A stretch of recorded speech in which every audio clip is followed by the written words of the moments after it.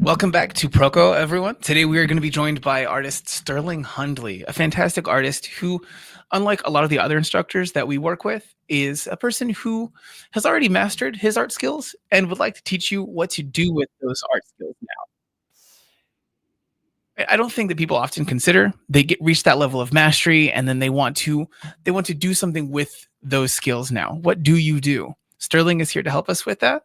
I'm going to bring Sterling in. Remember, guys, everything right now is on sale for 20% off. And maybe you want this course that Sterling has. Welcome, Sterling. Hey, good to see you, Stephen.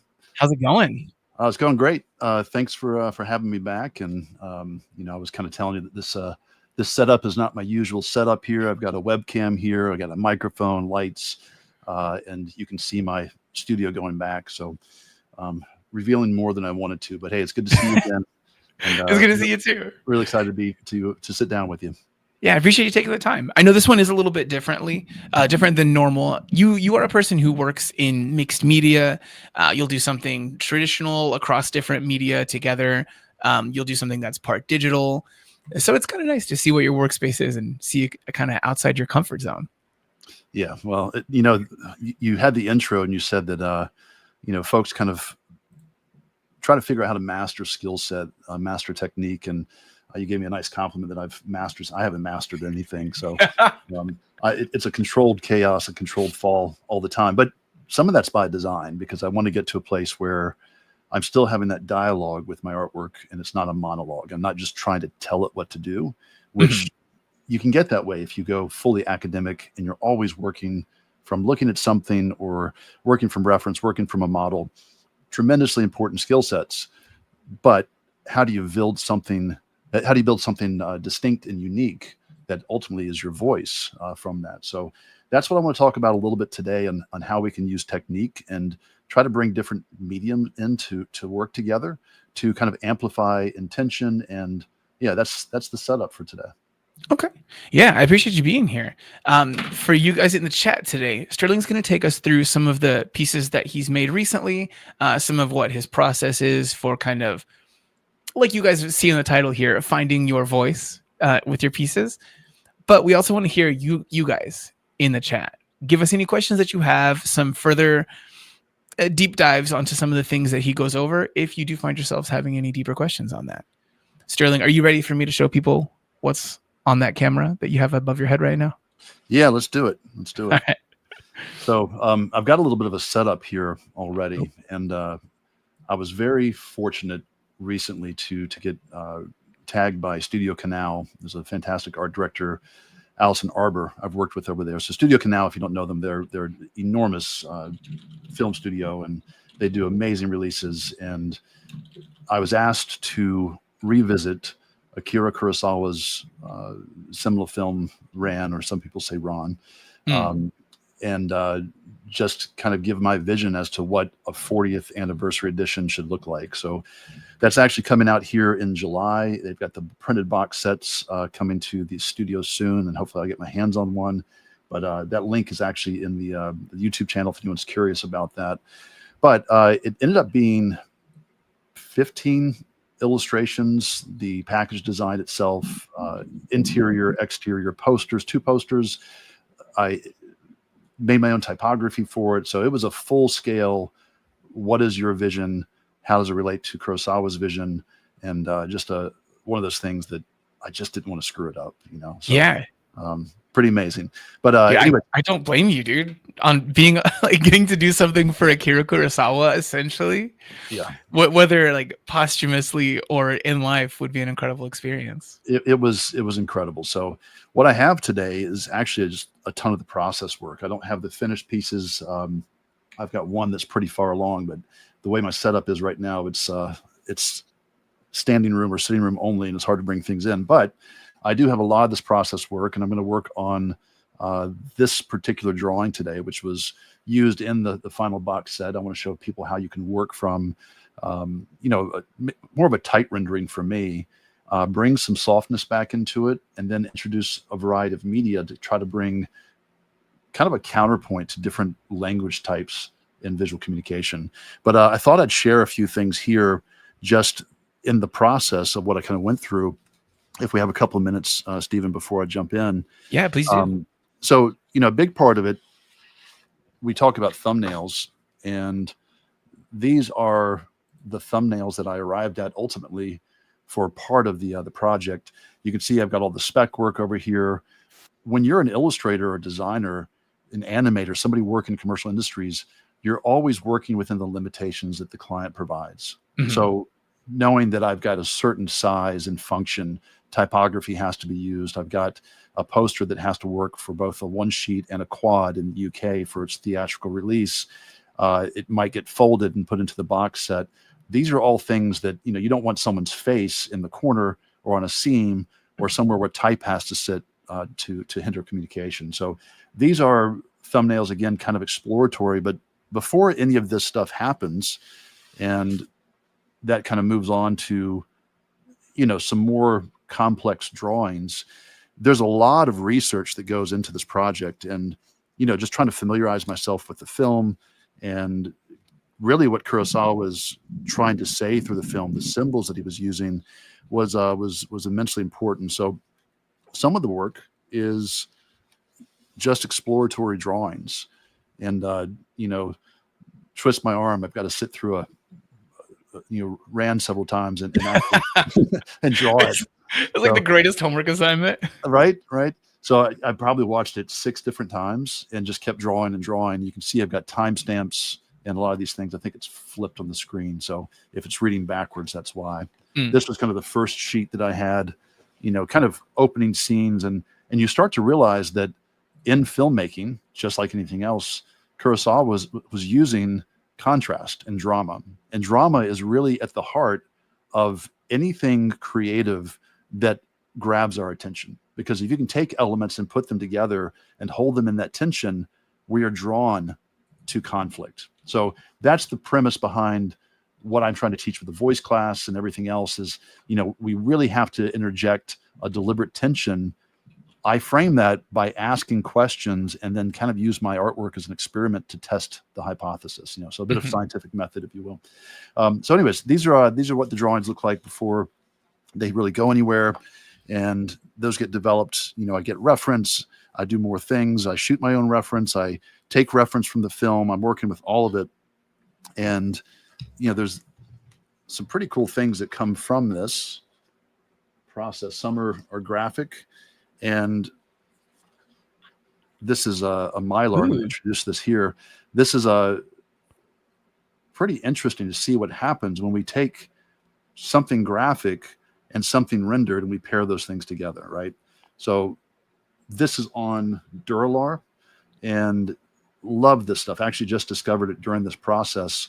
And we had the good fortune of Ian McCaig coming to our university, and I was working on some of the stuff. He goes, "What is that stuff you're working on?" I had to show him. So pretty cool. So this is the material, if you're wondering. Duralar. Nice. Wait, now what makes this different from using something that people might have more of a regular familiarity with, like just like a traditional kind of projector sheet? Well, I use tracing paper. I've used projectors. I use all of it. But we have to remember that when we get into digital painting, which a lot of people end up going to in entertainment, it's all coming from foundational things that we learned in traditional materials. So learning to work with layers is really compelling. There's something about this. It's almost like cell animation. I like the physicality of it. I mean, you can kind of see it's casting a shadow and everything else. You can do pretty wild things. I mean, you could lay this on a drawing, yes, or you can lift it up and photograph it, and the photograph becomes your final image, right? So there's a lot of interesting things. When you see me kind of work on this, in fact, I'll touch on this here. This is kind of a Pentel brush pen here. Yeah. It's like butter. I mean, it goes down. It's still opaque on there. Like it's not. Yeah. No, and it's not extra streaky or anything. It takes the ink pretty nicely. It takes it better than just about any surface I've found. So, yeah, what? Yeah. That's really good. Yeah, it's like I can use ink on plastic. Like I'm sure people have known this for years, but I haven't. So anyways. And you didn't seem too concerned with also just dropping that on there so it doesn't stay wet for longer? Yeah, you can go back and right. It dries pretty quickly. If I wanted to, I could go back and scrape this stuff out and wipe it out if I reactivate it. So there's it's as permanent as I want it to be. Huh. And if I make a mistake, which I try the Bernini approach, which is I try to embrace all of my mistakes. So I make a lot of mistakes, but I end up painting over them more than anything. So anyways, this is kind of what I want to do today is I want to paint this, bring some softness, some color to it, bring some graphic elements back over top of it. I'm not going to use Mylar. I'm probably going to just directly draw into it. But I just want to show people how interesting it gets when you have different visual languages working together, right? Yeah. So I think of this as kind of like I've got this theoretical surface wheel in my head, and you have things that are gradients, they're rendered. You've got things that are flat and graphic, right? And then you have texture. So texture is actual paint surface, it's pattern, it's line quality. And I find that if you start to pair something flat and something rendered together, they enhance each other. They become more dramatic. You become aware of the flat things and the gradients more. Same thing is true with texture. If you put all three together, I think you get this really sweet space of this trifecta of three different things that are amplifying each other. And that's kind of where I'm going to try to go with this today. Other stuff I've got here, and just take another few minutes.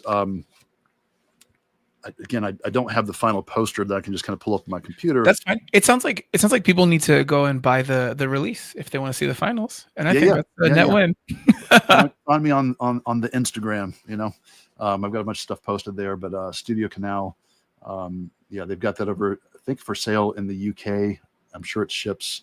So this looks kind of like a crazy Harry Potter hat or something, right? But one of the things that I ended up doing, I did a ton of drawings, and the drawings, I made photocopies of these. And this is not something we always think of. We think like, I'm going to go into the computer and kind of scan these things in and digitize and move them around and multiply layers. Well, there's something about, and I don't want to spoil the film, but there's a lot of sword play in Ren, right? And so there's a lot of cutting. And that was something that seemed to make sense, is I wanted to actually use a knife and use scissors to cut collage elements and put things together as part of the aesthetic. But I hope that makes a connection as far as how the messaging relates to it too, right? Mm-hmm. So just some really goofy things come out of it. You surprise yourself. And I heard the great Milton Glaser say recently, I mean, it's an old quote, he's passed away, but he said, as a designer, he just moves stuff around until it looks interesting. Right? I feel that's fair. There's a lot of truth to that when your drawings become tangible and you're not worried about messing them up because you've got 10 copies of a drawing. It becomes really easy to kind of move those things around. I find a drawing I like, I'll go through with tracing paper and I can bring those things in. You can see there's a softness to this tracing paper here. It's got a lot of brush strokes on it. Well, it started as a tight pencil drawing, and then I hit it with Gamsol or paint thinner. And what's cool about that is it doesn't make the tracing paper buckle, right? Because it's like effervescent, like it just, you got it, evaporates off there. You got it. So then you can go back with a kneaded eraser and lift out highlights, and I find that I get a nice softness and hardness. So again, contrast and drama from those opposing edges is a nice way to work through that stuff. All right, so that is some of the process work, and I'm going to talk less and show more. So these are just some other concepts, and this is the one that we ended up using for the kind of live stream announcement that I kind of worked into and painted, and tons of studies, different things that I'm working through. And anyways, I hope to have a lot of these processes in the voice class, showing techniques, showing washes, collage, how to paint into things. I spent a lot of time working through drawing samurai helmets. Again, twist my arm, and finding parallels between the shape of the helmet and kind of the central castle that you'll see in the movie, which you can kind of make out here. It's not a silhouette, so it reads less clearly. But anyways, lots and lots and lots. Yeah, So, I love seeing the experimentation of it all. Right. And finding like the avenue of how they match up, the secret, if there is a secret, is that the artist brings that with them. You are the common thread between all these things. So I find that there's so many different materials and tools that I use that if I don't put limits on myself and say I can only use oils, or I can only use acrylic or pencil, then there's just a right time for a right material. Mm-hmm. So, all right. I did. So what is the thing that we're diving into now? So this is, I want to start painting a little bit. I want to start working on showing you all something here. Okay. Just real quick, in case you guys haven't put it together, as we've mentioned it here and there in this, the things that Sterling is teaching, while these are part of a project that Sterling did work on, some of the concepts that he's going to be discussing here and that we've talked about so far are actually core concepts that are in his course that is now on pre-sale. Are you okay with me showing this right now, Sterling? This is brand new, hot and fresh. I'd love for you to share it. Okay, I'm gonna share my screen here for you guys. I'm actually really excited about this one, guys. Selfishly, so for me, one of the things that I like most is not necessarily just the things that are someone showing what they do, how they like shade a sphere or anything like that. While those things are important, I think that the thing that people often lose sight of is what you then go and do with those skills. And something that Sterling talks about a whole lot is the way that you go and deploy those things, you make them your own rather than just, doing 1 million gesture drawings, which are very important, to be very, very clear about that those are the things that allow you to go and then do those things for yourself. But there are two different courses that you have. There's the idea craft that's being shown here and the voice. They pair together, and I think that they make you a person who thinks outside of the box when you kind of make these things rather than inward thoughts become something that it's externally spoken and taught, that gives ironically voice to the idea of what you're supposed to do as an artist rather than just trying to make something for Instagram that will get some likes. There was one thing that you had talked about recently, and I'll stop sharing the screen, and that was you discussing how it was that you actually go and find clients. So you had talked about the way that you, as Sterling Hundley, had kind of pitched projects to people. Like you found a client, you found a way that a person, that your skills that you have built up would be useful to them. And I think that's something that not a lot of people do for themselves, where they go out and find a client. And I think what you have in the process of finding your voice and then externalizing those into your art kind of is in the same thing, the same vein as that process. I don't know if I'm assigning extra value to that, but I think that those things are inherently connected. For sure. In fact, I would build on that and say all of this has the ambition of you authoring something. Mm-hmm. And I use the word author, very broadly, like you're creating something in the world that hasn't been seen before, right? That's unique to you. And authoring can be writing. It can be pitching an exhibition. It can be building a body of work. It can be creating a small business. There's an infinite number of ways that we can make things and build them. And, I'm a firm believer that if you have a talent that you pursue, you should be able to profit off of that. It should, go towards supporting you so that you can do more of it. And I think there's a deep sadness when there are artists who are immensely talented who stop making work. So we're deprived of that richness for sure. So, but yeah, Stephen, you're spot on.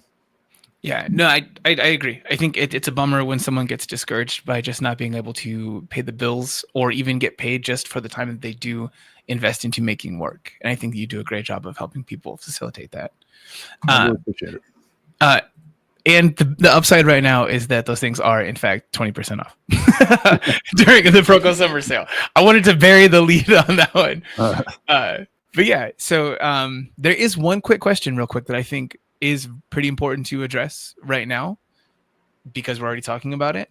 So this was Keep You Change in the chat asking, how does this one differ from Idea Craft? Awesome. Great question. So they're actually designed to work together, right? So Idea Craft is, let me back up. I'm an art professor. I've been doing it for a long time.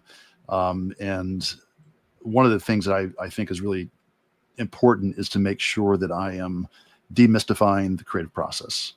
And Idea Craft was 6 weeks, Voice is 6 weeks, and the next class after that is Vision, which is 6 weeks. So together, 18 weeks, a full semester, and it starts with a kind of a principle of how do we build ideas? You know, what's the core concepts of ideas? So it starts with that.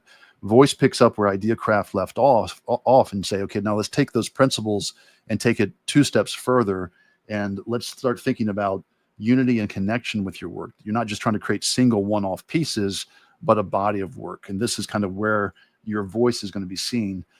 One thing that happens if you are always solving client problems is you can get put into a box if you don't have a clear vision of where you're trying to go. So what I want for you and what I want in my life to continue is I want to be hired for the things that I do that are novel and distinct. So that's what Voice is really doing next to Idea Craft. It builds on it. It's new assignments, new demos, but really next to someone saying, hey, go out and spend a ton of time, make a ton of work, and you'll eventually find yourself. I've actually developed a system that I've taught for years to help shorten that curve between really acquiring skill set and finding what's unique and distinct about your work. So that's really what Voice is pushing on top of Idea Craft. I really appreciate that question. Yeah. I think it was important to get that one in here nice and early. Yeah. I'm going to bring your webcam back in here, and let's get it back up as the main feed. All right. So you said that you were going to demonstrate something, start some painting, and show us what some of your process is. Yeah, let's do it. All right. So this is it's marker paper. In an ideal world, I would be working directly on illustration board. But I like this marker paper, the way it takes pencils. I didn't actually intend to paint this one. I scanned this. It's got digital color over top of it. But I like the drawing, and I want to see if I can not screw it up today. So my only concern is the water in the acrylics that I'm using, or the gouache, may make this buckle. So what I did is I took this kind of glue surface, it's called Studio Tack, and I kind of dry mounted it to a piece of illustration board to make it a little bit more robust, and it should take the water a little bit better. So little nerdy art tricks for you all if you fight the surface that you're working on. I appreciate that. Yeah, it's a good one. So yeah, you can see this stuff is it's almost like Bristol board. It's not, but it's pretty thin. But buddy of mine, Brian Thompson, fantastic art director, illustrator, artist, human, got me onto this stuff. So all right, so just let me give a quick overview of supplies so that we're all on the same board. I've got some cheap brushes. I've got some nice ones, but I use the cheap ones as much as anything. I like flats. I like some of these nice chipboard things from the hardware store that are, you know, $1 or $2 a piece. A lot of my best supplies come from the hardware store. So, you know, it's a cheap way to do it. You can work with latex paint. You can get those samples made for like $3 or $4. Pretty good stuff. This is kind of one of my go-to sauces here. This is acrylic paint, and it's called Unbleached Titanium White. And if you're curious about that, I've got it in the last demo. I used the same stuff. I found it in college, discovered it, and just liked the tone and the value. I've got it mixed with water, so if you can hear this, it's audible. Yeah, it sounds probably pretty gross, but it's very viscous with water in here. So I want it to be transparent when I put it down. So that's what's right there. That's that stuff. That's the color. I've got something else I've used before, FW White ink, which is opaque. I love that stuff. And this is just, I'm not doing this for name brand or anything. This is just some Sumi ink that I like. Right. Nice. And finally, I have a little bit of gouache to work with. And that, other than some nibs, and that's it. So let's get into this. And the first thing I want to do is just seal my drawing, right? So I want to make sure, get my towel here. I want to make sure that whatever I'm doing, that this drawing is fixed. Again, I've kind of done this before. I've got water over here. Let me show all this stuff. Make sure it's on screen. There we go. And I'm going to just get this wet first and put down a thin layer of water. Now, Stephen, you've seen me do this before. This is not, Absolutely. Yeah, nothing, completely surprising here. But as of right now, the support's not buckling. I like that. And maybe surprisingly, the pencil's not moving. Right? Yeah, I was going to say, so for the people who might be watching this that haven't done this themselves before, the purpose of you wetting this is to prep the surface, or are you trying to fuzz this out a little bit?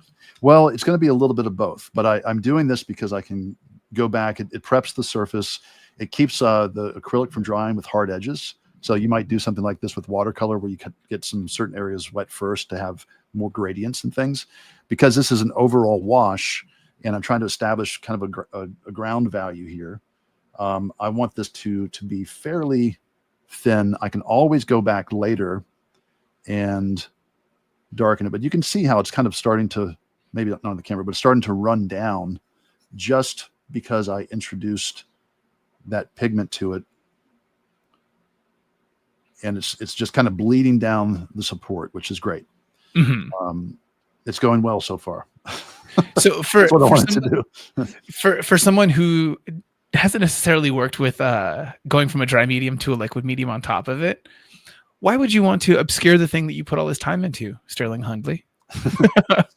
So one thing you have to understand, I'm kind of heavy-handed, right? So it's let me do this. Okay, it's buckling a little bit there. I see. Meaning that I don't have the most sensitivity when I paint. I can. So now it's getting too wet. Okay, it's buckling. Chaos. That's how this goes. Honestly, a live stream with traditional tools and kind of like trying to right that ship as you go is half the fun. We had one with Stephen Bauman a while back. It was a really interesting one. Yeah. So this is if I push on it too much, it's gonna move the pencil. So let's see if I can just get this to sit down. Part of it was I couldn't burnish where the pencil was super easy. So I'm going to try to push that down. It's just, you can't see it on the screen, but it is coming up a little bit. Yeah. It's not as clear for us on this side. But I can see where probably like around that top area where it seemed like it was thicker. It's probably going to be buckling a lot more right now. Yeah. I over-wetted it. That's all.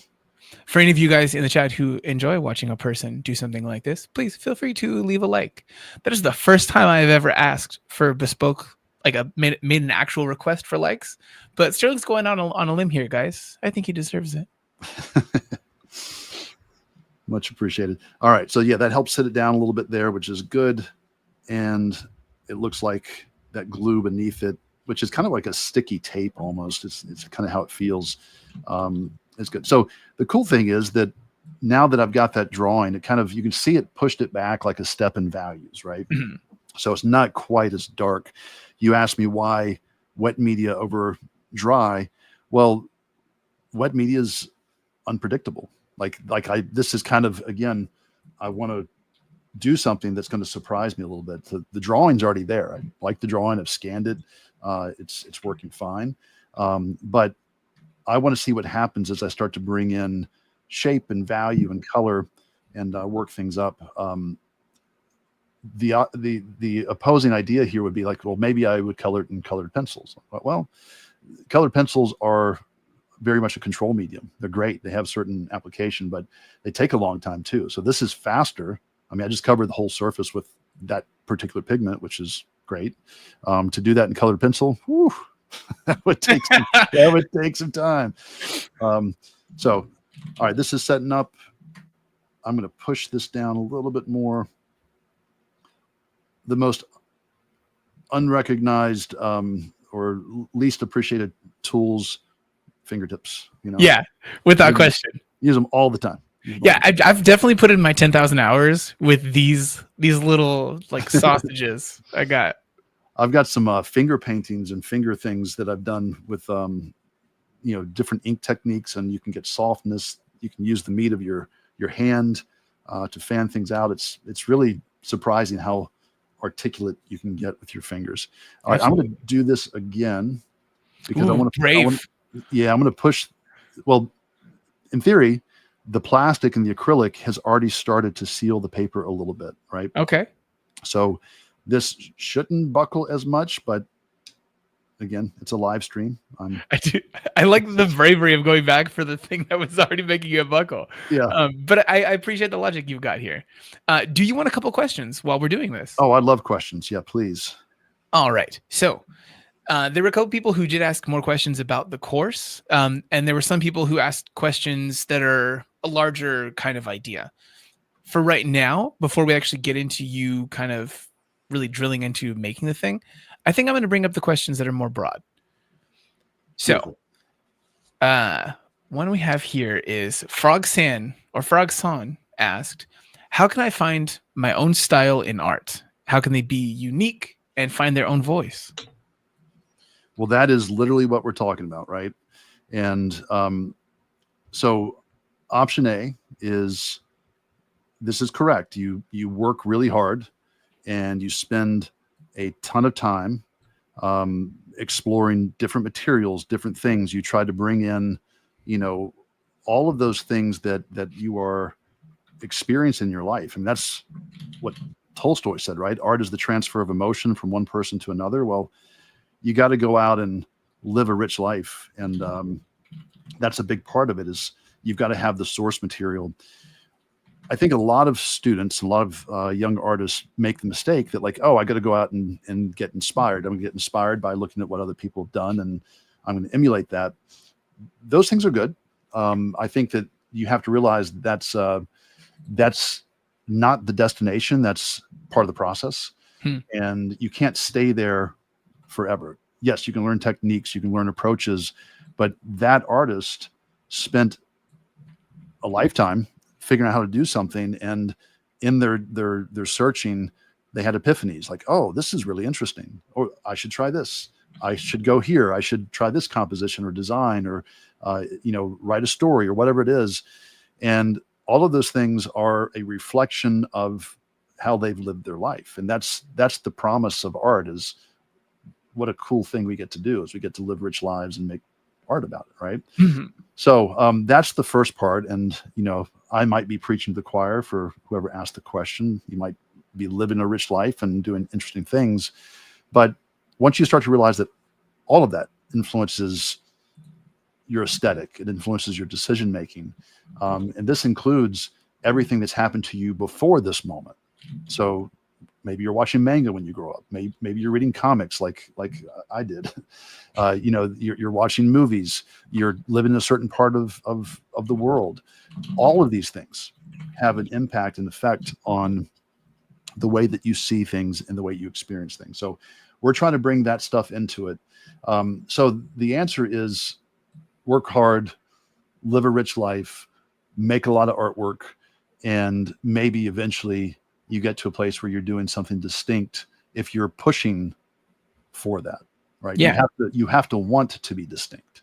Agreed. And okay, so in that statement is the hard thing. It means that at some point you're going to have to make decisions, not because you're looking at something that someone has done, or you're drawing from a model, or you've done something that's repeating what someone else has done.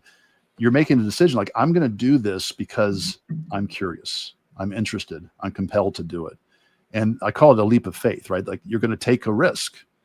And if you make it a habit to take risks, the shortcut to finding your voice is much faster, because you're avoiding, consensus. You're avoiding things that everyone else does. And you're like, no, I'm going to go my own path and figure this out. So part of your voice is developing preferences.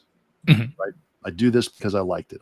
I tried this because I had a curiosity and I chased it. So that's a big part of it. And then, to give kind of a full disclosure of what I discovered was in my own career, trying to find my voice, was like, well, what if I took things that, where I found a connection, And the example I use is like line versus tone. I love line, I love tone, and I had a question like, can I bring them together? Which is kind of what we're doing today. Mm. And that became this thread of inquiry for me. And not just the experiments I did on my own, but everything that I was doing for clients, I ran through that same filter. And you'll see that on kind of the homepage of the voice class. I've got a diagram where I'm showing a series of pieces that I did over a period of time and how they became more authentic the more I continue to pursue this idea of line versus tone. That's the starting point. And I think asking really important questions that essentially work as a hypothesis for your body of work is where it begins. So long answer, but that's really the crux of what I'm trying to share and teach with everybody. Yeah, no, I agree. There's an artist. Do you know Taiyo Matsumoto, Sterling? Yes. I think he's one that I always point to as a person who started off as a lot more traditionally like a manga and anime influenced, but then he went and studied internationally. I think he went to France, that has a really rich culture of like comics and independent art, and you can basically see this like massive switch stylistically when he got to be removed from the situation where he was just making something with the specific goal of, doing things that were within a well-established industry, stepped outside of it, and then just juxtaposed all of those things together with what were his thoughts, memories, and experiences. Amazing. Yeah, the same thing happened with Mary Blair. I mean, it happened with so many artists, right? It's but Mary Blair from Disney, I think they took a company trip down to like the Mediterranean or something, and someone's going to correct me like, no, you got it wrong, but it like completely changed her aesthetic, her color, and she went from, don't want to say obscurity because she was working as a Disney artist at that point already, but she became the Mary Blair that we all know now. And it was really a tremendous change. So, but Stephen, the same is true of like Kathy Kollwitz, who's one of my favorite artists, and she's one of my favorites because, unfortunately, she lived through this horrible tragedy, and her son died in a war, and the work that she made it resonates with humanity and mood and emotion, and but she's pulling from experiences, and I'm not saying that's good in that case, but that's what her life looked like, and that's what her work was reflecting. Yeah, I mean, if you go through something terrible, you've already gone through that thing. I don't think that there's any harm in getting some sort of use and value out of that thing, Well, there's a catharsis, right? It's therapy. Like it's more than that. It's how we process emotion and things that are internal, and we make them external, right? So whether we're addressing them or other people see them, that's again back to that Tolstoy quote. Art is the transfer of emotion from one person to another. That just nails it. Like that. I mean, that's what you want, right? Yeah. Imagine Tolstoy nailing something in a verbal and text-based communication. Surprise, surprise. So let's talk about what you're doing here now. So you went from working over the pencils and laying down that acrylic wash that you were doing. Now, what are you using, and what is the goal here? What do you expect to get from it? I'm just colorizing my drawing, so nothing too terribly sexy about it. But I do want this to be a painting and not just a drawing. So I'm using, very thin gouache, and I can build it up as I go.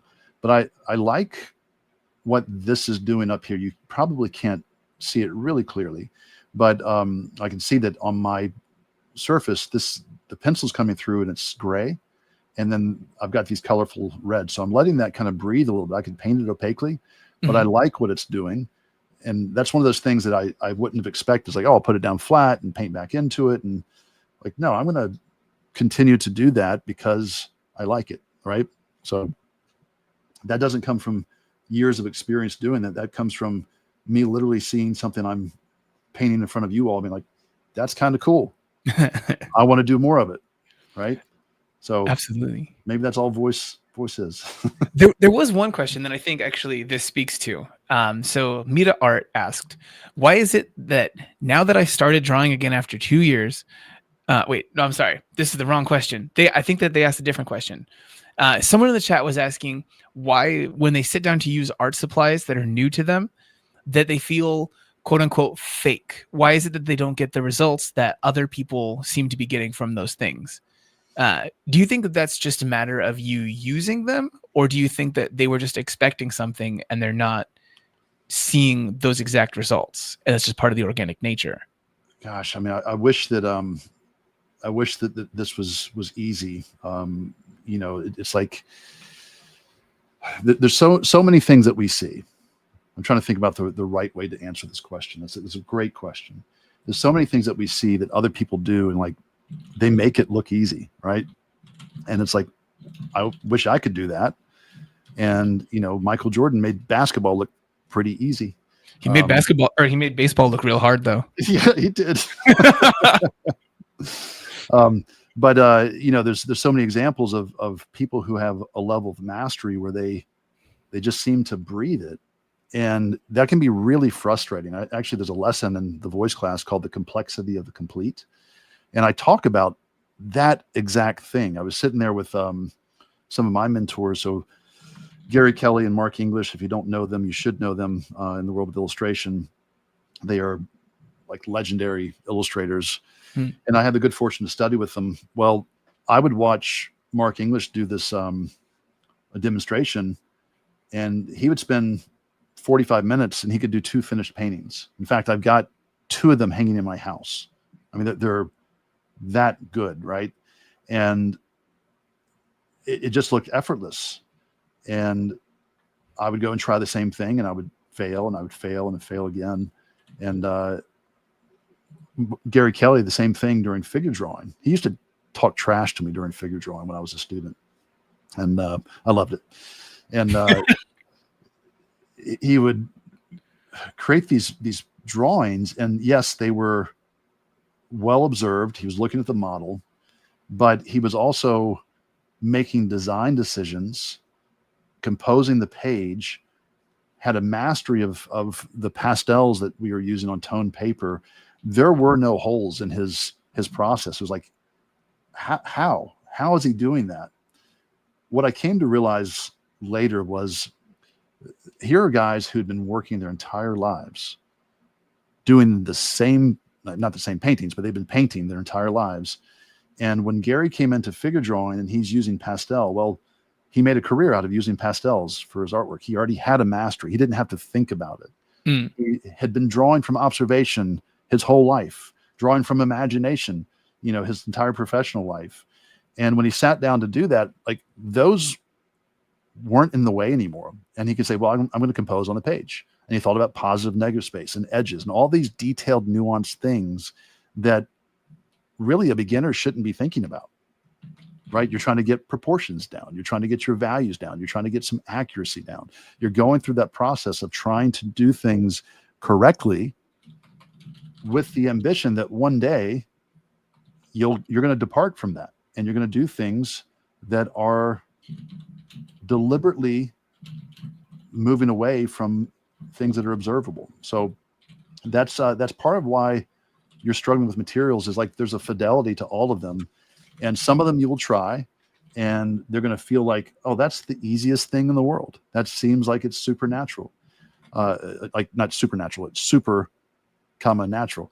And then there's gonna be other things where like, I don't understand oils at all. What is happening here? What is the process?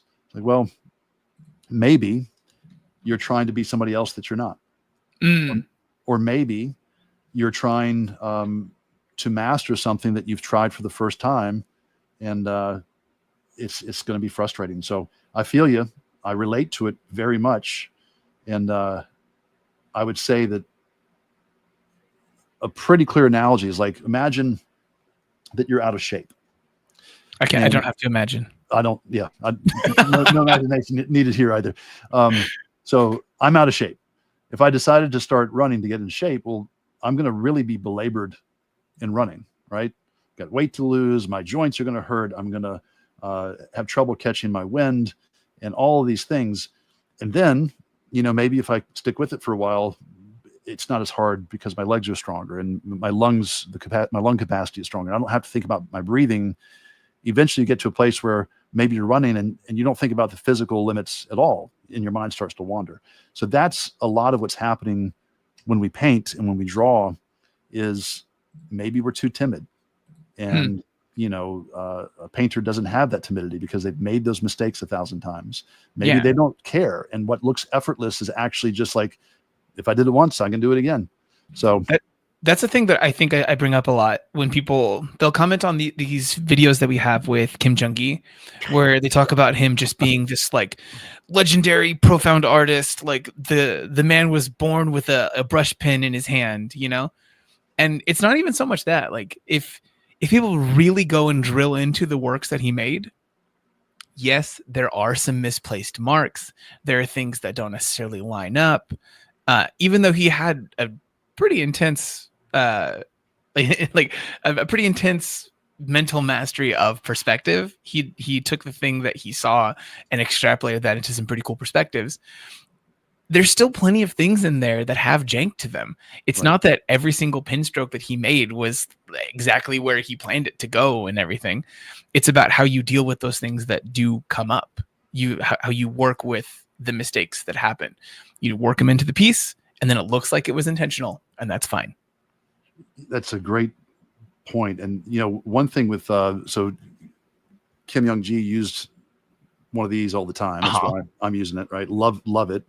And he would do things like this. He would draw. And first he mastered line. Right, he knew the technique. But if he ever made a mistake, you'd see him do this a lot, and it looks really cool. But that allows for a margin of error, right? I'm softening an edge. And then he realized that, hey, I can overlap things, and now that line lives behind that. So I'm pushing depth, right? So it doesn't always have to be perfect linear perspective. I can overlap. But he was a genius for sure. 100%. But that level of mastery that any commercial artist, professional artist, someone who's working at that level, of course he drew all the time. Of course it wasn't always like that. And he earned it. Right. Yeah. So that's the thing. It's time served. Time served for sure. There was one question here. You mentioned any commercial artist is drawing all the time. I think that's typically true. Some people may have built up a skill so that they can be more focused. They don't have to spend quite as much time creating, and it could be more about a thing that they turn on exactly the times when they need to for a client. Right. But we did get one question here, and they had asked. This was there's no inner caps, so there's a lot of name there. They said, love the sound of the course and Proko too. Just to be an opposite force, I feel like the art and art world is becoming about selling courses and everyone just studying eternally, never creating stuff. Sterling, how do you feel about this idea? I think there's truth to, there's tons of things out there, right? And, this is one of these things that obviously I'm selling the class, and I never want to misrepresent what I'm doing. But my background, I've been a professor for a long time. I was an instructor at the Illustration Academy. And one of those things that I realized then, even having gone through a university to study art, like, you have to go to the source and you have to find the best information to get there as fast as possible. We could say, well, why bother? Artificial intelligence and, procedural generation, these are things that are kind of taking over projects and things all the time. They are. I've got a lot of friends in out west and Hollywood and other places that are losing their jobs, and it's frustrating. I drew, and I always draw because I'm compelled to. I have to. And I've been very fortunate to make this into a living. But that's all I've tried to do here is to put really concise information down as well as I possibly could, the way that I would teach in the classroom. And I've gone on to teach some tremendously talented artists that have done amazing things. And I take a lot of pride when someone unlocks something and they level up. So yeah, I have to paint and draw, and I have to help. And the way that I help mostly is by teaching. Yeah. No, I agree with everything you said there.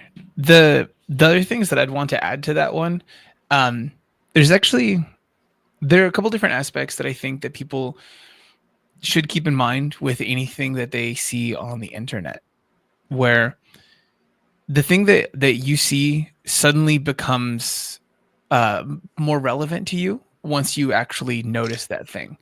So I don't know if anyone's ever had that experience of, let's say, for the first time in your life, someone offers you a certain kind of chips. Or you rent a car that you drive for the first time on some trip or something, and suddenly you see that car everywhere. There's this thing that happens where we don't necessarily clock everything or consider what's happening in the greater world around us until it becomes relevant to us in some context. People who like there have always been people who have been going to in-person art classes, doing online art courses, or even like the most masterful of artists that are art teachers. They travel to some other location to do some in-person study with someone else. Like, again, Stephen Bauman, who recently traveled to, I think it was Italy, possibly, to go to this big workshop with a bunch of other artists where they all work together. And there was someone who was leading teaching, a person who ostensibly would seem to be like not necessarily needing some direct art instruction. There's always been these things. People have always been learning art. And just now, since we see everything online, it feels like there's this increased amount of some of those things. That's still been happening before in every single state in the country, or any other place internationally. There have been people teaching art classes for small amounts of money, for large amounts of money. Some of those are good instructors. Some of those aren't people you should give money to learn from. And that's always been the case. It just seems like people are selling courses for a lot of stuff now because those people all have an incentive to advertise those things. So it's going to end up in front of your eyes a lot more. But that doesn't necessarily absolve those people who are shysters out there just selling a crock of nonsense to you. Well, the way I see it too, Stephen, is there's so many really good artists out there who are saying, you know, I'm putting some time and effort into putting something together that, you know, you have to kind of vet it yourselves. You know, you have to look at the source and you have to listen to what they're saying, listen to testimonials and everything else. But if you want to learn art, you can learn from some of the most amazing illustrators and painters and designers, musicians, chefs. I mean, like yes, there are a lot of classes out there. And I just think people are looking for ways of connecting and having meaning and purpose. And some of it's teaching and some of it's learning. So yeah, I appreciate the devil's advocacy there. And Steve, I appreciate what you said as well. Yeah. And I think if anyone got mad at the idea of someone being like, but you're selling an art course, like you're selling a course of this thing, like, why don't you make art? People would typically make art if they're selling an art course. Otherwise, they're not going to have much to talk about. Yeah. Well, it's interesting. I've got this divide in my life right now where I've written a book, which is, it's called Think Louder, and it's actually all of these things. It's idea, craft, and voice and vision. So this stuff is not, it's not like a passing, I need to make an art course and try to sell it for a bunch of money. It's like, I've been doing this for a long time. And I do believe, you know, without patting my back, I've tried to be an honest instructor. I've tried to be a good human. And I know that I've helped people. And I also know that my approach is novel. It's not like what else is out there. So I feel like there's a need for my knowledge, the things that I've discovered in the world that can actually help people. And that's one of the first things that you're doing when you're asked when you're writing a book is like, is this a needed thing, or building a business or whatever? Is it needed in the world? Do I need to make it? Do other people need to read it? And Maybe there's a amount of hubris that goes with that. But all of this it's been years in the making. And my feeling is like I'm getting these classes out, the book's going to follow. And once it's done, I get to kind of put a bow on my teaching in my life. And I'm giving myself permission to start doing my next kind of major project. So, yeah, anyways, that's kind of where I am as an artist and a teacher. I make things all the time. I'm doing commercial work all the time. I'm doing personal paintings. I really want to do landscape paintings, and that's kind of next thing. And I've built this this lab at my university where we're doing stuff that's really pushing the boundaries on 3D scanning and printing and photogrammetry and technology. And to me, it's like I get to pursue the technology component and try to help people in medicine and engineering. And I'm going to be the person in the room who's creative, who draws and can kind of get their ideas out of their head and onto a page. And then on the other side, I'm going to do my landscape paintings. And I get to do things where I'm outside, and I get to be healthy, and I get to do things that have the value of an artifact that hopefully build value over the years for me and my family. So anyways, just my road, my path. No, I like this. I appreciate you sharing. I just want to get back to what it is that you're doing on the page right now. Do you want to describe some of what's arisen as you've been working? I saw you cutting in on the side of the shoulder there. Yeah, so I overpainted and kind of went into some of the red. You can kind of see where this is picking things up. It's really pink on the screen, but it's a bit more orange and red here, which I like. I like some of the stuff that's happening.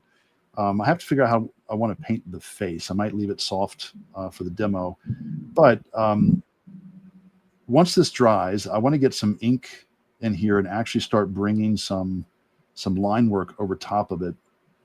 And so that's kind of what I'm setting myself up for, the gouache on top of the acrylic. And then I want to bring some of this really nice line work. That sounded arrogant. Nice ink to bring some counterpoint into this a little bit is kind of the next step. Mm-hmm. Real quick here. So we had a question that came up here in this chat.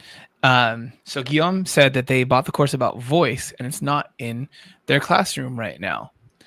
Why might that be, Sterling Hundley? It officially launches on the 7th. So this is a pre-sale right now. Mm-hmm. So yeah, that's the only thing I know of there, Stephen, as far as why it's not available yet. It will be available. Is that next week? I think the 7th, that would be, I think, a couple weeks. Is that right? Yeah. So that would be 2 Fridays.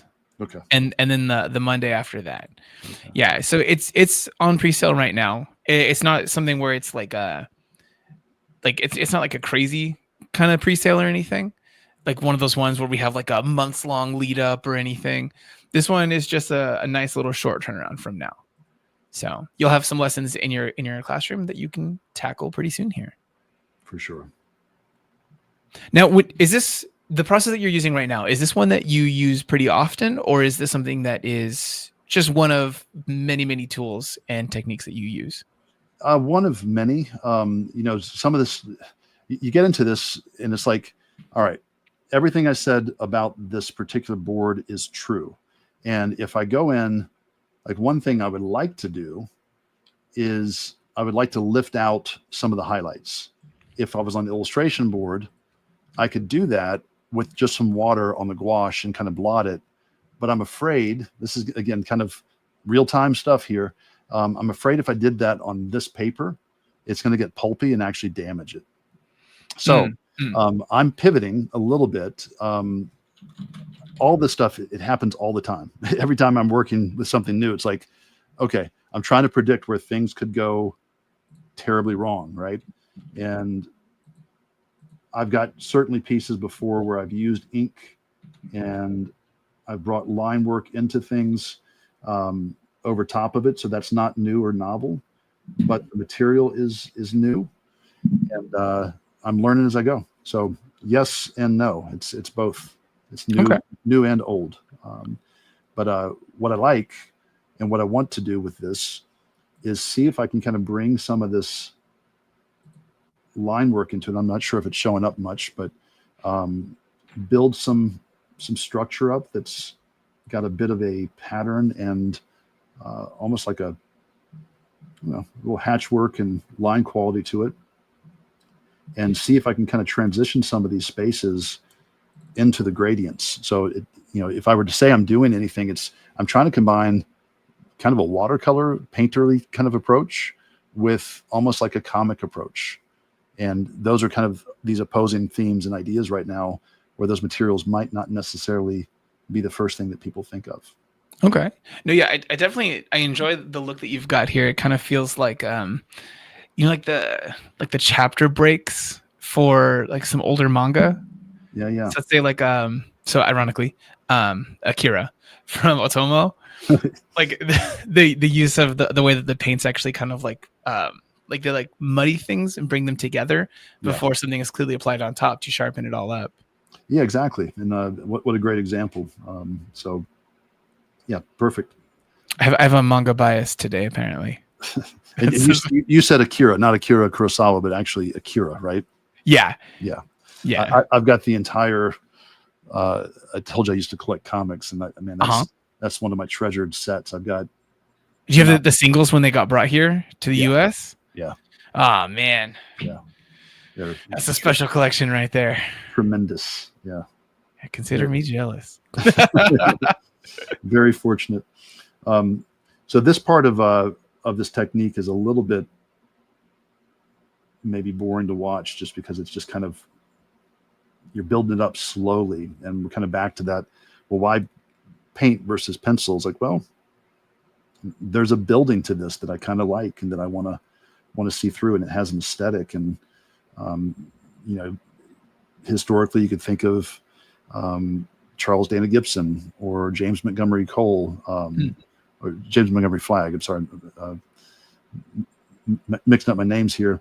In a contemporary setting, maybe it's Ashley Wood. Okay. So it's it's just having this black and the color come through. I kind of like what it's doing. Yeah, no, absolutely. I think there's also something to be said for how the different tools would interact. Like, do you think that the ink would go down as nicely on something like colored pencil? No. Yeah, you know the answer. You know the answer to that. I feel like that was a loaded question. Every once in a while, I have to ask the questions this way. I'm sorry, Sterling. I know what you're doing. Yeah, no, it's learning kind of the base properties of your materials. Like that's going to be one of the things that I'm walking you through in the voice course, which is how to combine these materials in a way that kind of will work. When I was sitting there trying to figure out my techniques and my approaches, I was like, why can't I get these acrylics to sit down over top of, oils? Mm-hmm. It should be able to do it. And I found a way to do it, but it's not easy. And it depends on how thick the oils are and all sorts of different things. But you start to quickly realize that, a wax-based medium like colored pencils is going to resist, the ink for sure. And, if you know that, you can avoid it or you can exploit it. Yeah, that's very true. Yeah. Mm-hmm. There's like, what's the, there's the intentional use of a medium that will crack. And so that when you place something else on top of it, you get that kind of weathering texture. I forget the specific name of the specific medium I'm thinking of right now, but yeah, you can use different qualities to different materials to do stuff. Like even when you started with this piece, when you were doing that wash over the top of it, knowing that it was going to fuzz out the pencils that you had placed earlier, that's done with intention. Right. Yeah. I did. Oh, go ahead. No, go ahead. I was just going to say you're like crackle medium and things like that, like there's acrylic materials that actually break and give age and wearing to them. Mm-hmm. Right. Yeah. I think there are people who paint like minis for Dungeons and Dragons or Warhammer and things. The way that they'll use different tools, fully knowing the way that those things will interact. Right. It's wonderful to see. So Carlos Rue in the chat asks something that I think you might have a unique perspective on. Carlos asks, what step would you take when your ideas feel, become, or are too similar to the stuff that inspires you? So here's the good news about influence. Um, a lot of art instructors will tell you, like, influence is bad. Like, don't look too much, don't take too much. And I am certainly guilty in my life of taking too much. The artist I mentioned that I studied with, I took too much.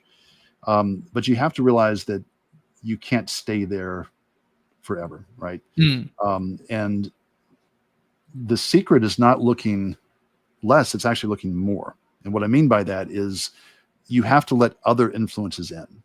And it becomes really problematic when it's a single influence, right? Less problematic when it's multiple influences, and then not problematic at all when it's like, oh, it's film and it's TV and it's music and something I ate and it's something I saw and something I did.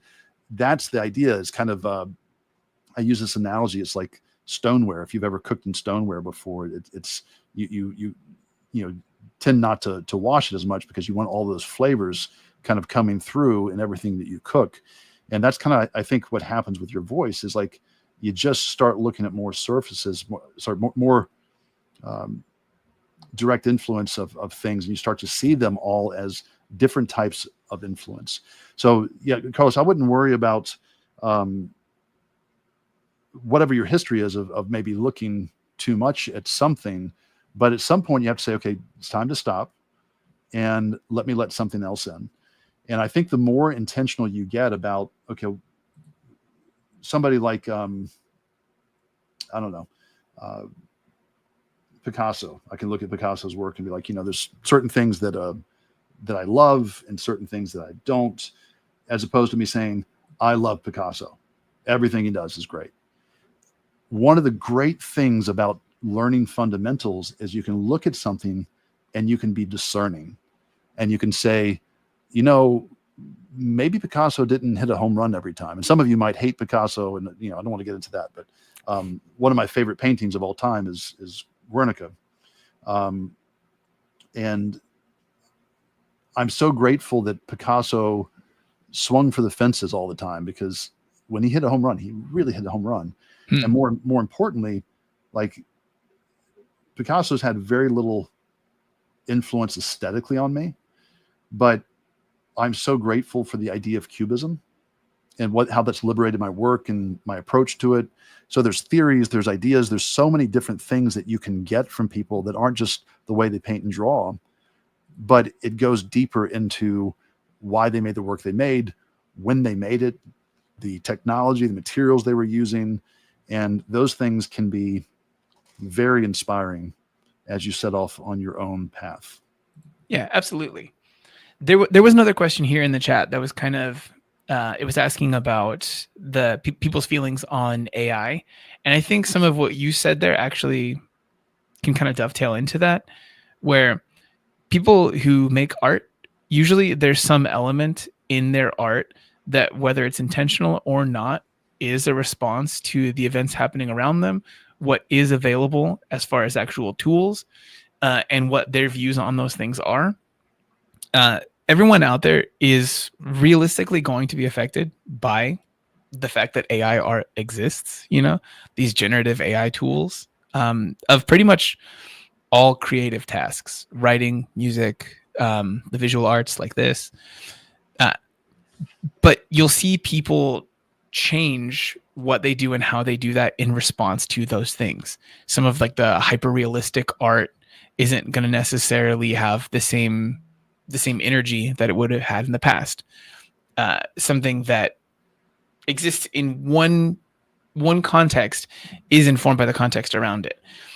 You don't have to feel discouraged. Just find the things that you're good at that you think people aren't doing because they're just falling to using AI tools. Or if you really hate digital tools, we've already had that conversation before as an entire art community. People think that having access to digital layers or undo somehow invalidates art.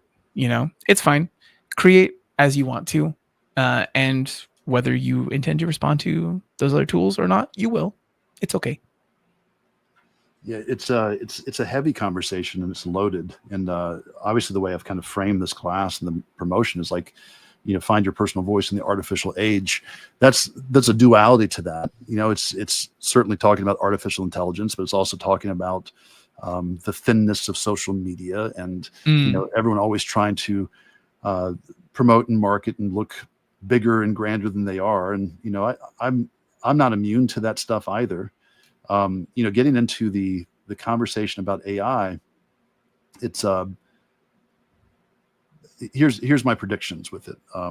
One, it is going to be very empowering for some independent director who decides to make something that's going to compete with the studios for a fraction of the cost. So for that person, those tools are going to be immensely empowering and liberating. And especially if they're scorned and they were fired by the studio and replaced by AI. So there's that. I think that there's got to be the recognition that artists can and should continue to be able to profit off of their creative efforts. Mm-hmm. And the law moves very slow and technology moves fast. So that has to be remedied. 100% true what you said. It is and will continue to influence everything that we're doing. And we're going to respond to it. So I live part of that duality I was talking about with the artifact versus the technology work I'm doing. I am working with, a surgeon in the burn center near me to, we're trying to get into 3D scanning and photogrammetry and 3D printing of prosthetics and different things connected to that, where, we can't do a traditional cast mold, but we might be able to take an iPhone and scan somebody's ear and come up with prosthetic solutions for them. So I'm leaning into technology on one side where it's helpful for people. And I also recognize the battle that we have as artists to have ownership and autonomy and the ability to kind of, again, have ownership in the things that we make. That's the whole point. Yeah. So it's a complex daggone world right now, and we can't say that it's not interesting. Yeah, absolutely. It is like that's the idea that the "may you live in interesting times" is a curse. Yeah. Yeah. True story. No, I just go out there, make stuff. Other people are going to make things, and even if people are using AI or making things with their own hands, one thing that you're going to notice across all people is if they just have no vision, no voice, it's going to be boring no matter what. Whether they have technical mastery in painting or anything like that, sculpting, or if they're just a really good prompt engineer, I guess, all of the work will be boring if it is at its heart uninteresting. 100%. That is truest statement we'll hear today. Well, we did say our names earlier. I mean, yeah, that was pretty good. So you pulled out that Mylar sheet. What was that thing called? Duralar. Yeah, Duralar. You pulled that out for what purpose? I just liked the overlay, and I know this is going to sound ridiculous. I've got this render and everything in here, but I like it better with this graphic treatment. So I could do this, but I want to. I'm kind of just making random marks right now. Okay. And I want to move. Talking about intention, I want to move a little bit more intentionally here, and kind of build up from that reference on top of this, and see if I can kind of get something interesting. So I see. It's a risk. And again, I like this drawing. But gosh, if there's not a lesson in this, like, take a risk. If I did it once, I can do it again. And, we get so acclimated to kind of what I call this refrigerator magnet idea. It's like, I did it, therefore it should go up on the fridge. It's I don't know. It's almost categorically, if I did something once and I do it again, it's almost always better the second time. So if I really liked it, I can always go back and revisit it and redraw it. But for the sake of this demonstration, the whole point is to start marrying these disparate approaches and techniques. And I just want to see what the heck's going to happen, because I don't know. Yeah.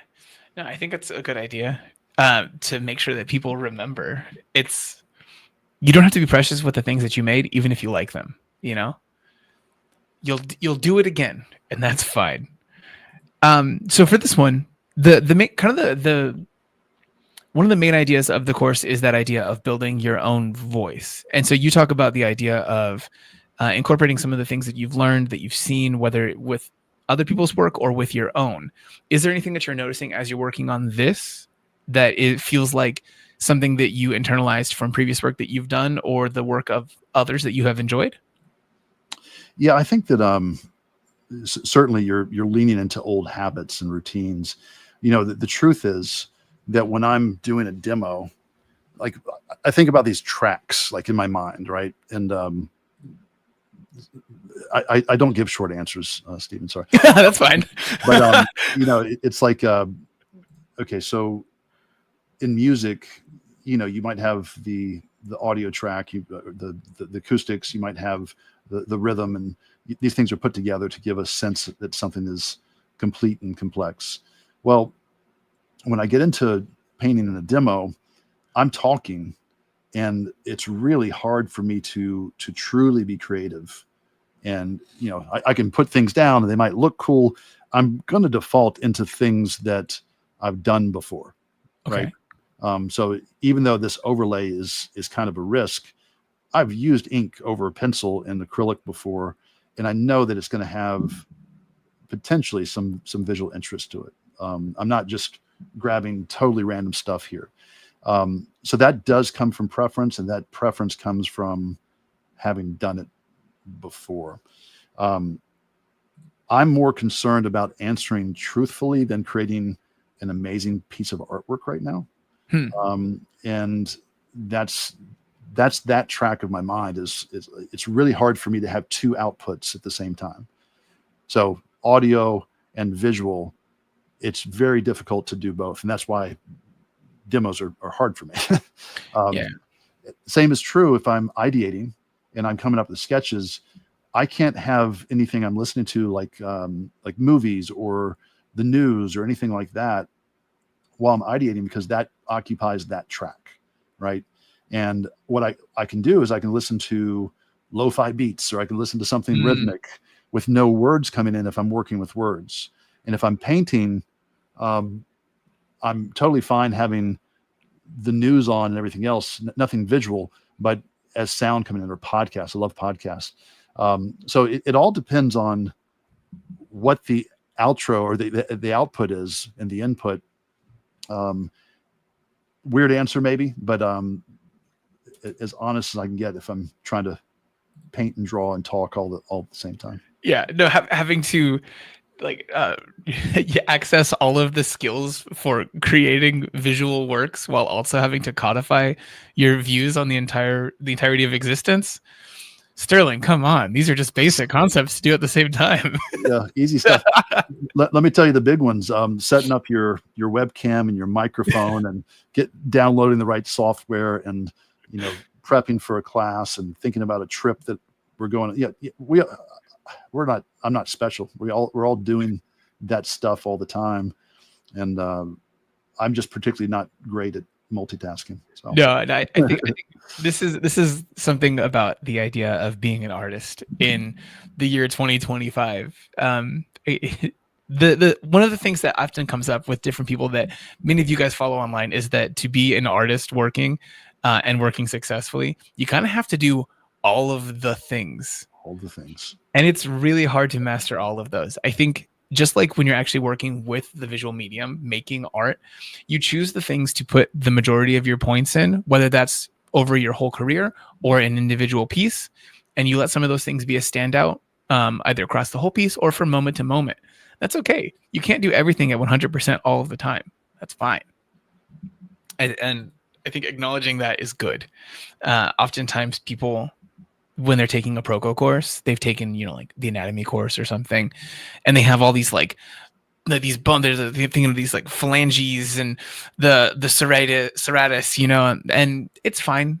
Sometimes you can just like let that stuff become background information that you deploy as you need while focusing on something else, like you were talking about with this one. Well, you know, and you're really talking about design in what you just said. and design is, I kind of think of it as bringing the awe of the world into human scale. And a big part of it of design is curation and simplification. And so when we're painting, if I render everything, the rendering means less. So if you think about a principle of scarcity, right? So if this whole thing is loaded with line, the line actually means less. If it's loaded with tone, it means less. So with design, a big part of it is choosing what not to include. And I feel like so much of what I'm doing in my concepts and my teaching and everything else is just like, let me just nail it down as simple as I possibly can.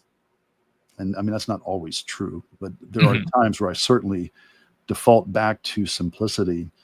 And gosh, the stuff I'm getting into with, like I've worked with a number of researchers and things from NASA. You talk about people who they're inventors and they know so much about it, yet they try to get it out to a commercial usage and they don't know how to say it. They'll tell you like this, super detailed, nuanced thing. And it's like, okay, well, what's the crux of this? What is the simplest communication of what this thing does? Oh, it's a resin for an airplane wing. Got it. Let's build on that. So it's the same is true of a lot of very, very intelligent people is they know too much. And I think that happens in visual arts too. We try to put everything in there. It's like, what is essential and what can we let go? And the best designers, the best artists are great designers, in my opinion. Yeah, I would agree with that one. I don't think I can think of anyone who I would say is like one of the greatest designer or greatest artists that isn't necessarily a designer. It's a key part of the process, like you said. So for right now, I'm going to put some of the questions that I have stacked up that are some about the course and some other things like that on the back burner. And I really want to go into what it is that you're doing right now. So it's getting fun for me, actually. Yeah, no, you could see where your interest really it peaked before you were like in some specific areas really exploring that space. Yeah. But now I can kind of see you opening up and working in this broader way because it feels like you accessed what an idea was for this. 100%. And it's like one of those things where I didn't think about this face kind of turning and changing between graphic and line, but it has an interesting aesthetic to it. Now, if I continue bringing all of this, and I'm just kind of eyeballing it from here and bringing that information over, this mask is too big for the face and everything else. But what I like is like the overpainting. So the line goes beyond the paint, right? It goes out here. And when I was doing this, completely like just aesthetic, there's no depth to it. It doesn't mean anything. What is it? I don't even know. Just kind of cool marks. But when I got over here and I had something to respond to and to bring over, it had intention. So this is like a good metaphor for everything we're talking about. Like when you get intention, you move forward with clarity, right? And all of a sudden, like, yeah, I sunk my teeth into something like that's kind of fun. And I don't know how it comes through in a live stream or anything else, but I like this pairing of line and paint and soft edges and hard edges. That's actually what I wanted to have happen. And that was my quote unquote thesis or theory. And it's starting to work and I like it. So now it's like, do I want more of it? Do I build into other things?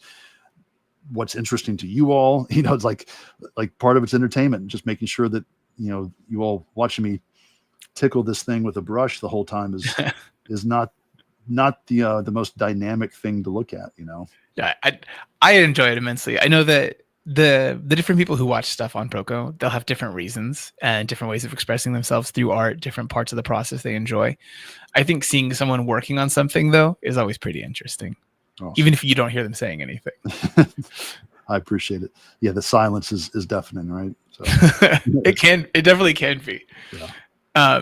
So I'm curious. So as you're going through and like tackling different areas with the brush that you're working with now, I can't help but notice that the main area where you have this kind of like offset printing kind of energy where the lines are overlapping with that extra space. Great analogy, by the way. Yeah. Oh, thank you. It feels like that's predominantly on the outside. Do you think that would stay the case? would you have like, let's say like the area in the middle with like the sash kind of thing, that lighter shape? Would that also have any of that offset, or do you think that would more adhere to what the pencil sketch is underneath? So again, the offsetting is like that's exactly what I'm doing. For the people who don't know it, it happens in screen printing or printing where things kind of shift, and there's an indeliberate, not a real word, Unintentional. unintentional. Thank you. Misalignment. So this is kind of what's happening here, and I love that about printmaking. So as far as this, I'm avoiding some of it because I actually really like that area in here.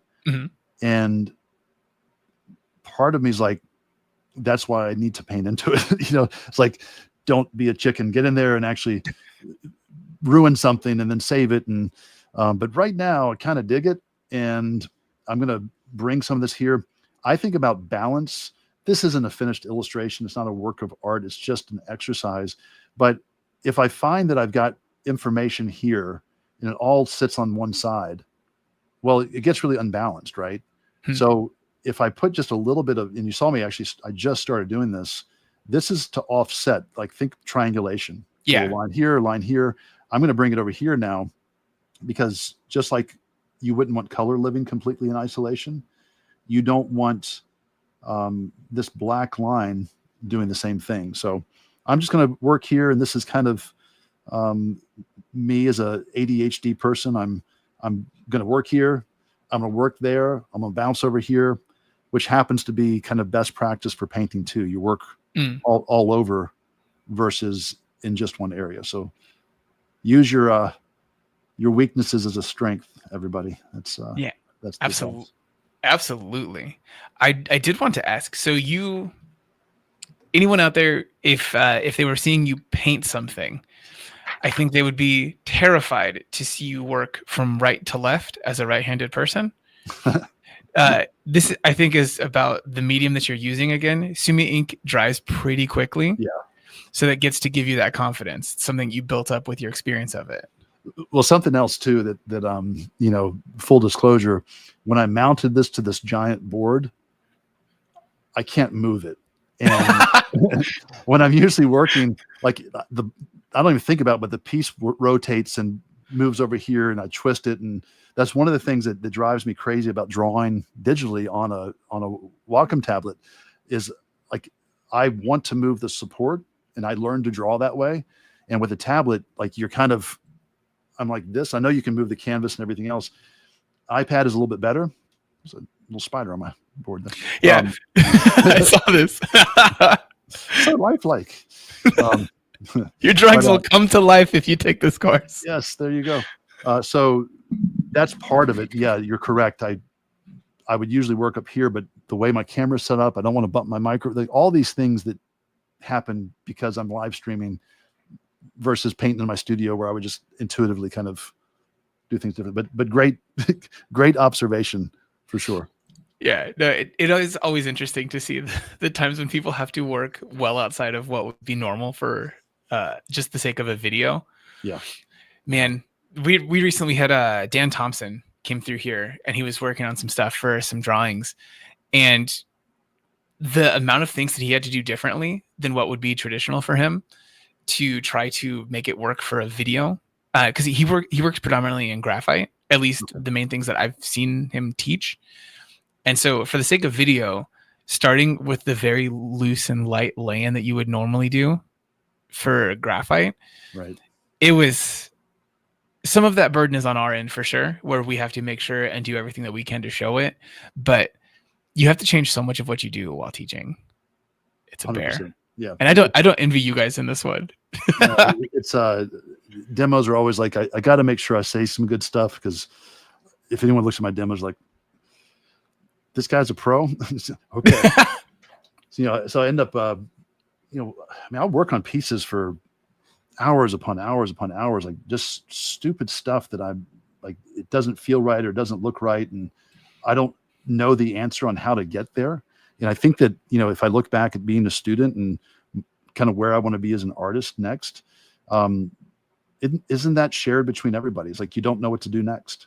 And I don't care if you're a professional or you have a level of mastery on things, we all take a painting exactly as far as we can, and then we're like, that's as good as I know how to make it.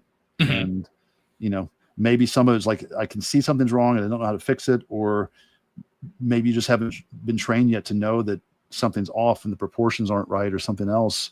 But we all share that in our development, in our pursuit of, I don't even say mastery. Not everybody's after mastery. Some people they just want to paint and draw, and there's something about it that's just so appealing. Yeah, and I think that's good enough for its own sake, It is. It really is. And again, back to this idea that, art in its first act is an act of therapy. And that spider's right by my, he wants to be on camera there. So.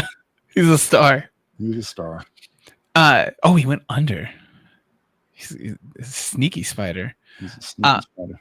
I was curious here. So I can't say that I've necessarily seen anyone using Sumi ink in the particular little holder you've got there. Is that a shot glass? No. No, it's just like this little travel transport, probably something my kids have, just like for paint, but yeah. Okay. No, not a shot glass. And I'm not yeah. You're not dipping into the bottle for inspiration right now. No, not right now. No. I do have a really cool collaboration that just came up. Oddly enough, it's with a group called Belle Isle Moonshine. Okay. And can I mention that on here? Yeah. Cool. So I would say that this guy that I know, or I like him a lot. I haven't spent enough time with him to call him a friend yet, but we're very friendly. He owns a couple companies. One is Bonfire, which is it's kind of like T-shirt meets Kickstarter, and it's really brilliant. And he also works with this other guy, and they own this company called Belle Isle Moonshine. Well, I'm working with them. I guess I can't reveal the full scope of it yet, but I'm going to get to hang out with the cool kids for a little while, and they've got some really cool stuff going on. So that's as far as I can take it right now. But it will lead to some shot glasses, I'm sure. Okay. No, I like this idea. Especially, I think that, honestly, the alcohol world is one of the things that's most willing to pay artists a good amount of money for doing work for them. It is weirdly consistent. I've got friends who've worked for different brewers and things, and we haven't talked about pay, but I can tell by the scope and volume of their work that their aesthetic is driving the label. Like, how do you set yourself apart? Yes, taste, and this is true of anything, but certainly consumables like that.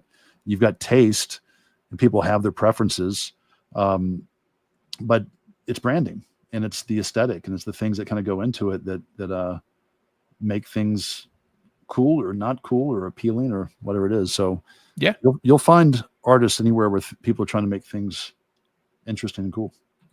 Yeah, absolutely. I think it's one of those things when you have like 2 seconds to sell somebody who walks up to a cooler, right? Where do you distinguish yourself? And it turns out artists are good at that. We are masters of attention, as my friend Adam Paquette says. I really like that. That's a good one. I like that phrase. I mean, that's kind of my mission with IdeaCraft is as an illustrator is I draw pictures that speak louder than words. And I know that sounds a little arrogant, but that's kind of what I'm trying to do is communicate something, a mood, a tone, a message in an instant. And then if you're really lucky as an illustrator and a designer, you hold on to someone's attention and you can reveal things in layers. But words take time to read. And we've known that for a long time. So yeah. So I do have a couple other questions here. I was asking people for questions, particularly about what it is you're working on here. And so we got, I think pretty early on here, the question, what is that brush you're using? So this is, it's called a script liner. It's really cheap, but I love these things. Let me see if I can get it closer to the camera for you here.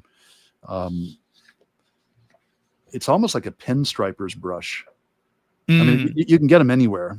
I'm sure it was like $2, when I got it.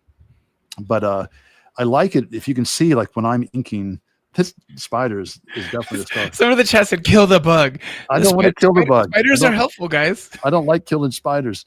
But like I paint and I draw, like I drag, right? And if I'm using a pen, a dip pen like this, I'm much more from the wrist, and I'll still kind of pull, but I think about like a pinstriper. Like I kind of have a lay down mark making that I'm doing.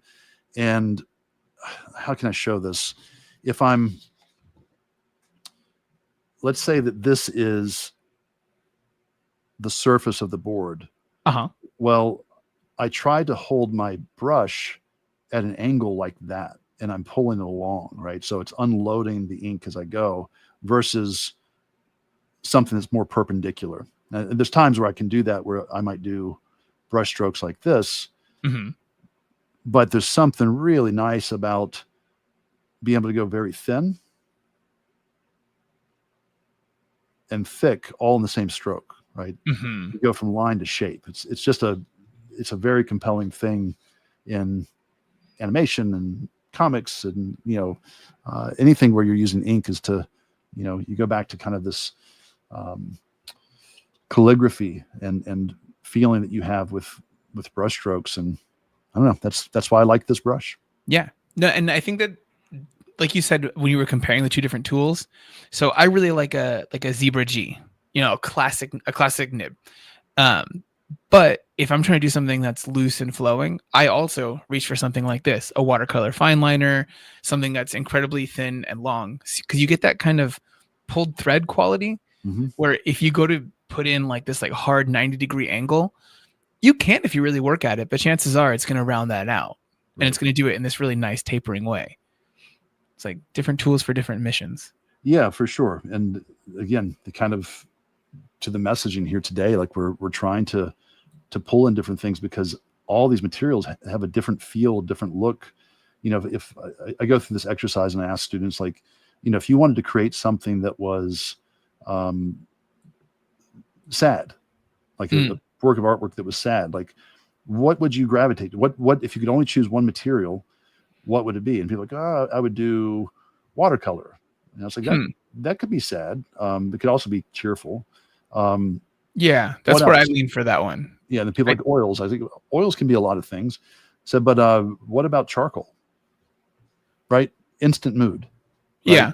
Yeah, etching. Like back to Kathy Kollwitz. That's the type of thing to me that like it invokes a mood. So why not use a material that amplifies your message, and versus trying to do a one size fits all type of thing and say, well, everything I do is painted this way, and that's got its benefits too, for sure. Oh, certainly.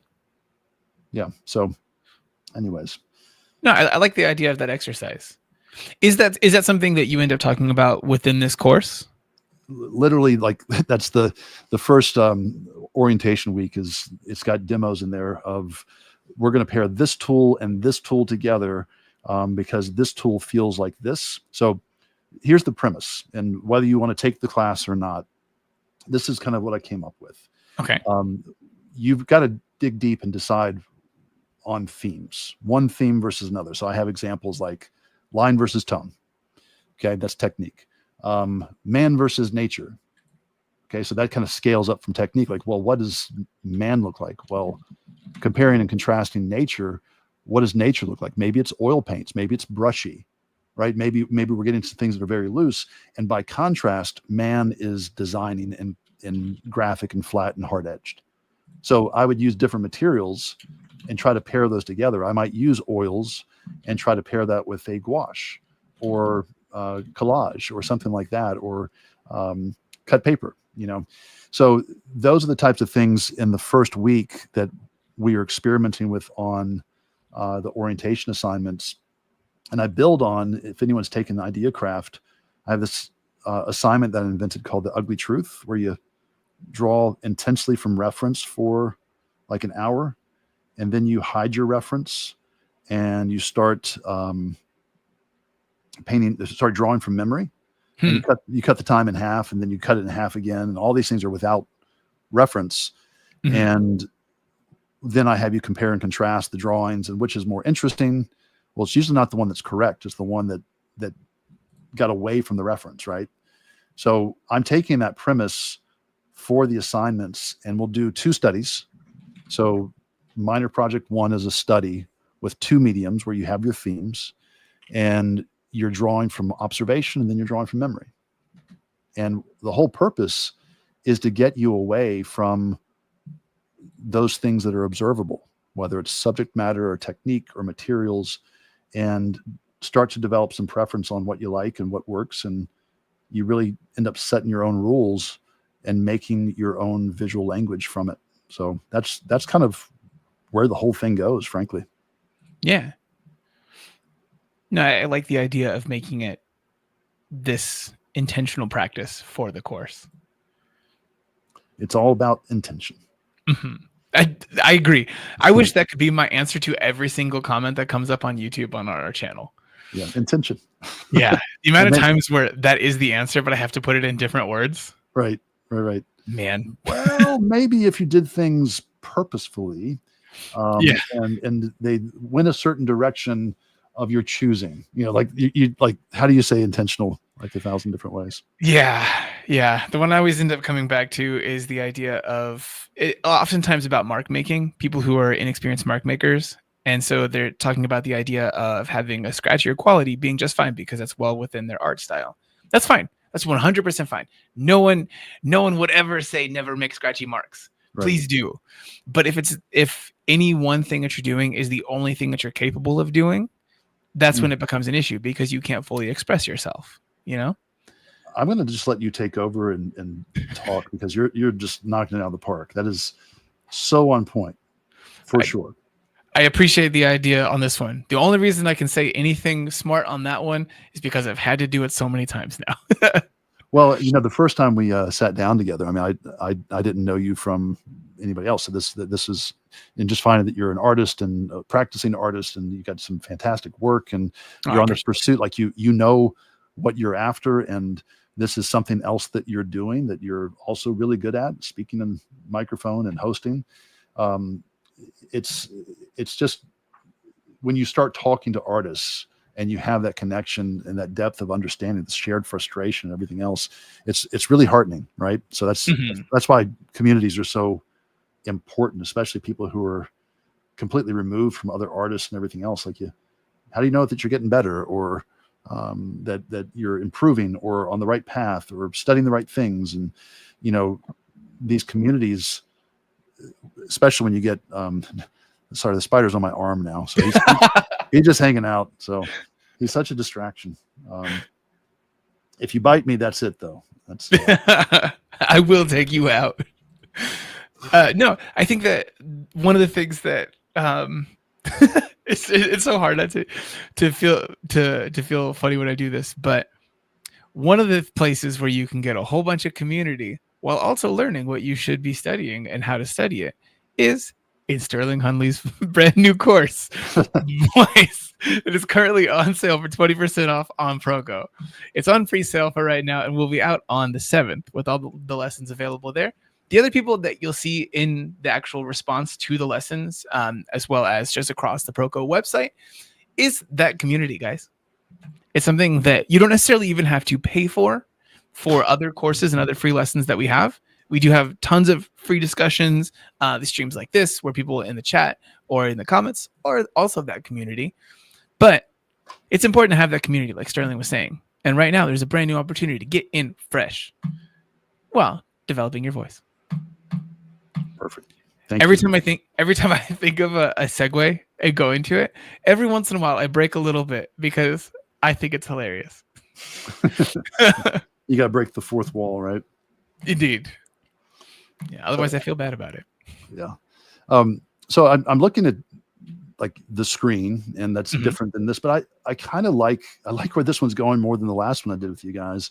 Okay. It's got an aesthetic that feels like my aesthetic, right? It feels like the types of things that I would do. In fact, I created that thumbnail for the course, and I spent way too much time on those things, but I kind of beg, borrow, and steal from some things I've done before. So it doesn't have to be a completely brand new painting, but the big part of you just kind of work on things too, like, I kind of like where it's going, and I like the look of it. And if you do that enough, that starts to become your voice. And one thing we haven't talked about in here is often confused with voice, which is your style, right?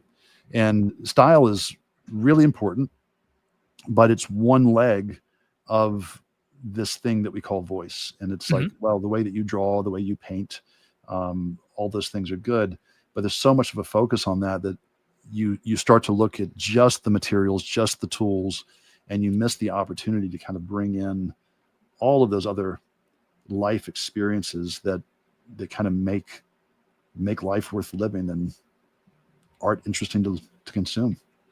Absolutely. We have a bunch of questions here. I had made this little call for questions here closer to the end. Sterling, do you want to answer just a lightning round of questions? Oh, please. I'm here for you all. So please fire away. And one of my former students was going to pop in today. So Aaron, if you're out there, just a shout out. Hope you're doing well. But yeah, please fire away, Stephen. Yeah. Aaron, I also send you well wishes if you're out there. All right. So we've got a few. I'm going to start with this one here. This is from Legion of Rome 2. When doing a piece, do you start with an initial ground idea, or do you just start with a small idea and try to develop it to suit the client's concepts? That's a great question. There are both types of artists. So I think that if you're asking for my opinion, this is my second chapter as an illustrator. I got to do a lot of the things I wanted to do early on in my career, and I'm grateful for that. But then I started getting art direction that didn't bode well for where I thought the industry was going. I was being told a lot, like, here's my concept, paint this. It's like, that's not the way that I work. Like, ideation, the reason I developed IdeaCraft and kind of like I built that process, I didn't learn it from anybody, and a lot of people use it these days, but like I had to figure out a way to make pictures that were exciting to me. So I do a ton of work in research. I love research. I love reading, but more importantly, I love going places. So if I can go to a museum and see something or travel somewhere, that's part of my job. I love it.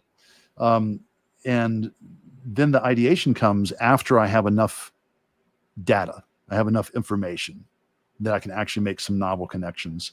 And I will ideate. I will sketch and sketch and sketch. And I'm doing all of that at that point, typically without reference, right? So I've collected the information somehow. I showed you this sketch drawings I did from the film I worked on. That's a little different because the film exists. But if I'm working on a video game or a comic or a film that doesn't exist yet, you got to come up with that stuff on your own. Yeah. So there's a lot of ideation that happens without looking at anything. And I try to design composition, and I don't worry about like it being a good drawing. I just want the design to be good. I want the idea to be solid. And then I'll go out and I'll gather reference to support that whenever needed. And so, yes, there's really a 5-step process that I go through of kind of figuring that stuff out. And it's research, thumbnails, reference, final drawing, final artwork. And that's something that John English and the Visual Arts Passage, the Illustration Academy, we were working there to develop that stuff. And he teaches that, does that stuff really, really well. So if you want to process, you want a workflow, that's it. Okay. So anyways, I hope that answers that question properly. I think it did. Yeah, I think you actually also answered another question from Tiger Max here, but I'll go ahead and ask you anyway, just in case.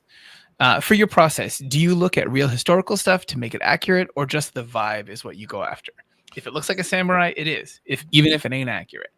Yeah, it's, I try to get things correct to a point, but you have to be careful. You get into thoughts of cultural appropriation, and is this the right culture? Is this from the right time period? I love history. And if I'm doing something that needs historical accuracy, I'll get it right. But there's sometimes where you're 100% right. Sometimes it's just the vibe of something.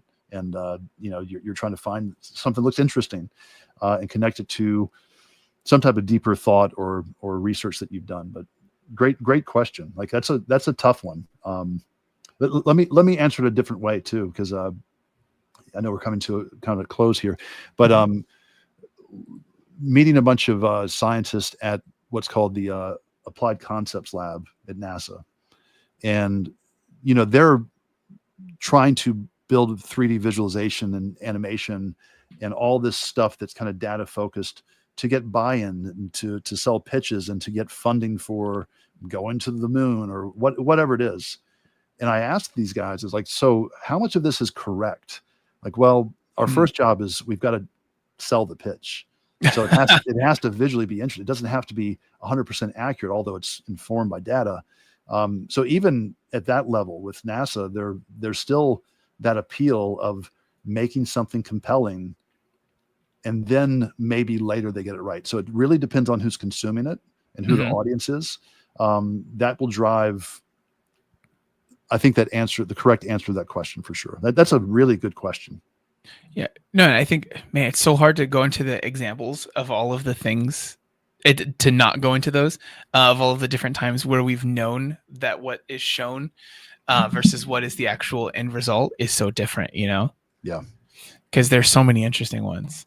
Yeah. It depends on the field too. Like entertainment is going to be different than science. Yeah. This is very true. So there's one question here. Eddie J was going back and forth forever about, I think, maybe their wording of this one. They ended up settling on, have you ever been intimidated by a project? If so, how do you move past that feeling? Oh my gosh. Another great question. 100% yes. So I feel like if I did this project when I was younger, I would have been in a lot of trouble because 15 pieces, like the number 15 doesn't sound too daunting, but we're talking about full package design, the layout, kind of a shorter time frame. It's always less time than we would want. But I feel like I look back on the work I did for Treasure Island, and Treasure Island was, Robert Louis Stevenson, but illustrated by, it was the greatest work by N.C. Wyeth, who's considered one of the greatest illustrators of all time. And I was tasked with kind of doing a modern version of that. I feel like I got like 50% of the way there because I just was so intimidated to start. And I just didn't start. I got distracted. I was doing research. Some of it was legit, but I just wish I had that time back. And I robbed myself of the opportunity to make mistakes because it got pushed, right? So the answer is, I got so intimidated, I was afraid to start. And from those types of experiences, I knew that I had to run at this one full speed. And that's kind of where, like, I gave myself I maximized my time on this.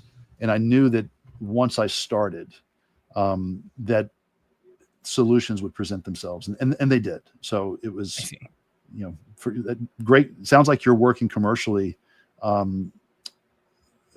Eddie, if you were asking that question, that there's that external pressure of somebody's waiting for it, and there's a deadline. There's all that. Man, that stuff is so hard, and I will do everything in my power to avoid starting something.